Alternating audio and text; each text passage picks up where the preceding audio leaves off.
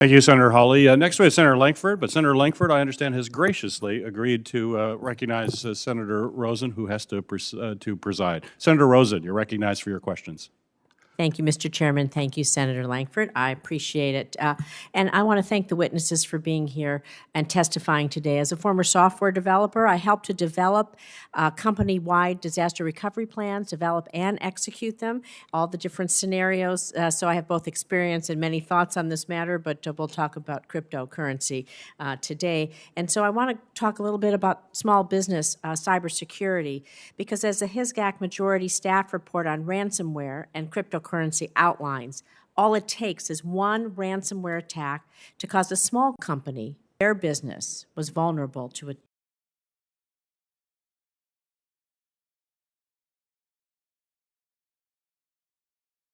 cyber attack. Of course, many businesses can't afford to adopt professional IT solutions, hire cybersecurity professionals, and actually they have a limited time to devote to cybersecurity as they focus on growing their companies. So to help small business manage cyber risk, Senator Cornyn and I introduced the Improving Cybersecurity of Small Entities Act. This is bipartisan legislation to direct federal agencies to develop common-sense cybersecurity recommendations, provide training for those small entities, including small businesses. And this legislation passed this committee in February, and hopefully it would tell people the importance of off-site backups and how they use their journals, all kinds of things like that. Of course, we know that they need to recover. But ransomware, Mr. Siegel, how do the ransomware criminals, how do they choose their victims in the small business community? What are some of the trends that you're seeing? And in terms of tactics and techniques, what are they using specifically? Are they just going after the data? Are they going after modifying the programs with malware where backups may not be, restoring backups may not be as effective or effective at all? Thank you for your question, Senator.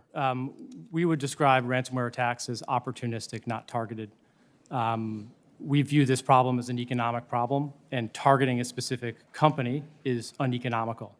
There are numerous ways that ransomware actors can impact a small business or a large business, and most of those ways come from purchasing previously breached credentials, or by mass scanning the internet through free or freely available tools that allow them to look for vulnerabilities. So they essentially are combing the internet, picking up lists very quickly, finding the lowest hanging fruit, and then attacking those companies. Mm-hmm. For instance, at the other end of the spectrum, the Colonial Pipeline attacks, I wholeheartedly believe that that was not a targeted attack meant to disrupt the U.S. critical infrastructure. I don't think those attackers had any clue that that company controlled the volume of gasoline on the East Coast, and that would create a political issue, and that U.S. consumers really don't like it when gas prices go up, and that it would cause a geopolitical issue. I think they saw a big energy company with a large balance sheet and the potential for a large ransom. And I think that same thinking applies to small businesses. When they find a target that's going to take them 15 to 20 minutes to compromise, and they can earn $50,000 to $100,000 potentially of a ransom payment, that is too economical to not do. And so a lot of the recommendations that we've made in our testimony and a lot of the things that we talk about are to recognize that there is no silver bullet to this problem, but there are lots of different ways to impose costs. The ransomware kill chain, as we've discussed today, is one of those ways. But these incremental ways that companies can incrementally harden themselves to make themselves harder targets, more expensive targets, we think are the best ways to actually achieve an exponential reduction in risk versus a linear one as may be perceived with just making small additions. But the reality is most small businesses have these very, very easy to exploit vulnerabilities present, and closing those vulnerabilities is a process of just knowing what they are and finding the time or budget to close them. Thank you. I agree with what you're saying, and obviously the data is bearing it out. In the 2 minutes I have left, I want to move over to healthcare cybersecurity because, of course, this is really been increasing attacks on our hospitals and clinics, and as we even use more medical devices, we understand the vulnerabilities there. In the FBI's 2021 Internet Crime Report, the healthcare sector fell victim to ransomware far more than any other critical infrastructure sector last year. So healthcare entities increasingly the target of these malicious cyber attacks. They result not only in data breaches, but driving up the cost of care and maybe ultimately even affecting patients' outcomes. And so Senator Cassidy and I introduced the Healthcare Cybersecurity Act. Again, it's bipartisan legislation that would require CISA to coordinate with and make resources available to healthcare and public health sector entities, including by developing products tailored to the specific needs of small and rural hospitals. They've been a big target, and our health clinics. So Mr. Siegel and then Ms. Coven, with the ransomware criminals rapidly evolving their tactics, techniques, and procedures, how do you think this variety of healthcare entities can stay ahead of these threats and heighten their defenses against ransomware?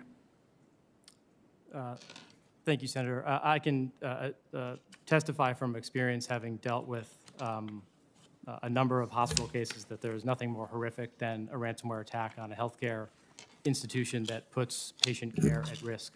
And it's the most sensitive areas, the ER, the NICU, oncology, that depend on EMR software to provide critical patient care. And when those things go down, that care cannot be delivered. Our sense is that, especially for critical infrastructure companies, having proper security is no different than the maintenance of a bridge. It is part of the cost of doing business, and it should be properly overseen and properly regulated. As these attacks and these tactics evolve, there is no getting around these organizations making a substantial and continued investment in their people, in their technology, so that they can stay ahead of these things and continue to provide this critical care. I know I only have a couple seconds left. I have to go preside.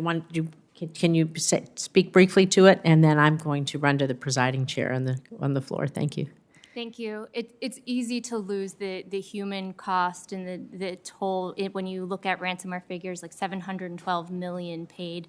Those smaller businesses and hospitals, for example, we've actually calculated the median ransom payment is $6,000. So potentially smaller victims that don't necessarily make headlines, but the impact is still devastating. And whether or not these institutions pay, it can still be devastating with the cost of remediation. And the other issue is that a lot of these smaller businesses and hospitals are not necessarily equipped to be able to understand the sanctions risk of potential payments. And so being able to support them in that way is important. I'll also add that the threat actors that are targeting the small businesses are also targeting the hospitals and other forms of infrastructure. So being able to shine a light on those tools and services, those threat actors that are underpinning this criminal economy that is driving ransomware is critical to disrupting ransomware. Thank you so much. Really appreciate you being here. Thank you again, Senator Langford. Mr. Chairman. Thank you, Senator Rosen. Senator Langford, you're recognized for your questions. Thank you. Thanks to all the witnesses that are here. I want to